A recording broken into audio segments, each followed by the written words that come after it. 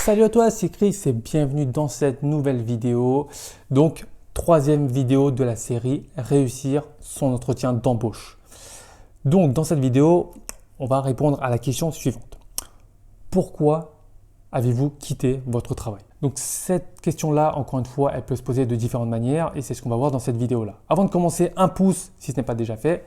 Abonne-toi si ce n'est pas déjà fait. Ça prend 2 secondes et tu verras, tu en sauras toujours davantage. Donc cette question-là peut être posée de différentes manières et ça va dépendre toi de ta situation. Admettons, si tu sors de l'école, si tu es étudiant et que tu sors de l'école, on ne va pas te poser cette question-là en fait. On va plutôt te dire pourquoi notre entreprise. Mais si tu as déjà travaillé avant, dans n'importe quel domaine que ce soit, ça va dépendre de ta situation. Est-ce que tu as été licencié pour faute grave? Est-ce que tu as été licencié à cause d'un licenciement économique? Est-ce que tu as démissionné? Est-ce qu'il y a une rupture conventionnelle? Donc tu vas voir que ça va dépendre de ta situation. On va prendre 3 cas dans cette vidéo, puisque ce sont les plus courants. Licenciement pour motif économique, démission et rupture conventionnelle. Alors on va prendre le premier cas, le licenciement pour motif économique. Alors licenciement pour motif économique, c'est très simple. Très généralement, ce n'est pas de ta faute et tu ne vas pas forcément dénigrer ton employeur. Donc le recruteur va te dire dans quelle mesure est-ce que le licenciement s'est fait? Donc il a quand même envie de savoir pourquoi est-ce que toi tu es parti, ils t'ont licencié et pourquoi ils n'ont pas licencié d'autres personnes, pourquoi est-ce qu'ils n'ont pas voulu te conserver. Donc voilà, là il va falloir trouver un discours pour permettre de justifier ce départ. Donc là tout simplement, tu vas juste essayer de faire comprendre au nouvel employeur que effectivement c'était également un choix de ta part. Ça, c'est important. Si tu dis, franchement, moi, j'ai voulu rester, j'ai voulu faire un maximum, mais ils ne voulaient pas de moi, ils m'ont mis dehors. Ça ne va pas être rédhibitoire, mais tu ne marques pas de points. Le but en entretien d'embauche, c'est de marquer un maximum de points. Sur chaque question qui est posée, tu dois marquer des points. Donc, si on te pose cette question-là, tout simplement, tu essayes de trouver une réponse qui va dans le sens de ta volonté. C'est-à-dire que c'est toi qui as également souhaité partir. Exemple, je vois que vous avez subi un licenciement économique. Ils n'ont pas voulu vous garder. Alors non, ce n'est pas tout à fait exact. Donc oui, il y a bien eu un plan de licenciement économique. Il fallait qu'un certain nombre de personnes partent. Donc moi, lors de l'entretien que j'ai eu pour ce plan en fait, de licenciement, effectivement, ça faisait également partie de ma volonté. Dans le sens où j'avais déjà occupé ce poste-là pendant plusieurs années déjà, le même poste, donc je le connais par cœur.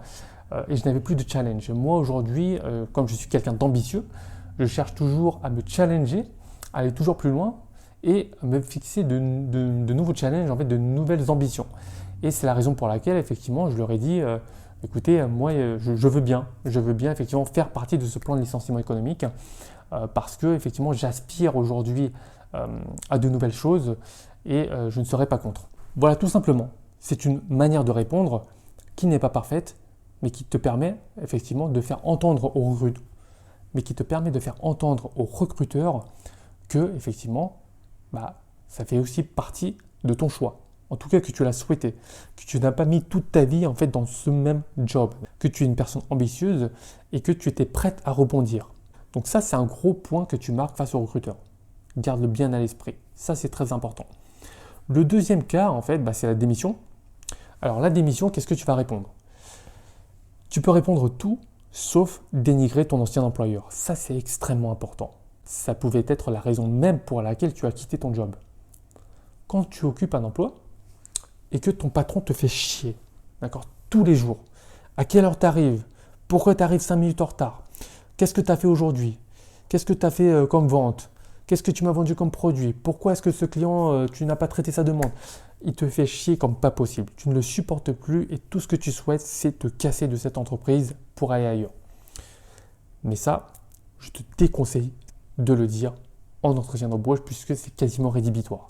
Si tu te présentes face à un recruteur et qu'il te dit pourquoi est-ce que vous avez démissionné et que tu lui dis tout simplement que parce que ton précédent employeur c'était un con ou même formulé différemment, que tu ne supportais plus ton employeur, que la pression mise était trop importante et que tu ne le supportais plus, lui l'image qu'il va avoir c'est tout simplement lui il a du mal à supporter le stress, c'est peut-être pas le meilleur élément au boulot Et si ça se trouve, dans 2 mois, il va dire la même chose de moi à un nouvel employeur. Donc, voilà. Là, tu ne marques pas de points. Tu ne marques pas de points du tout. D'accord?